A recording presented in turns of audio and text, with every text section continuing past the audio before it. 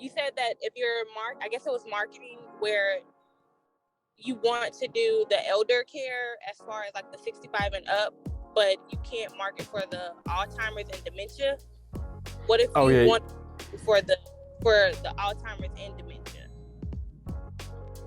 So it really comes, like, at the end of the day, like, when I think about marketing, you know, me putting Alzheimer's and dementia, like me having that on all my literature doesn't necessarily, like if I say, hey, we do Alzheimer's care, right? Or we provide, you know, dementia care.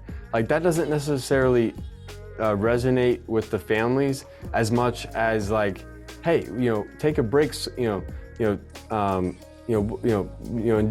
loved one will enjoy peace of mind in our environment. Like, you know, take a break, you know, knowing that they're having a good time, you know, and you can do the things that you need to do, like pursue new hobbies, or, you know, so, like, a lot of times when you're targeting that audience, you're not necessarily like focusing your attention as much on the Alzheimer's and dementia part of it when you're targeting that decision maker.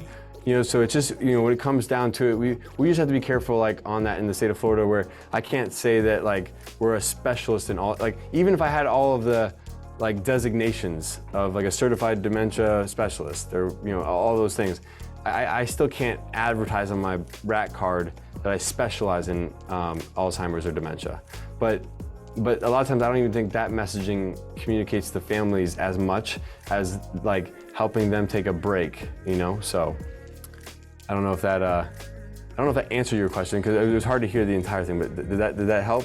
You definitely answered my question. Thank you. Okay. Hey guys, thank you so much for joining me. If you'd like to learn how to open your own adult daycare center, go to adcpro.com. If you'd like the latest business tips, click here, and make sure you subscribe to our channel, click here. We'll see you guys next time.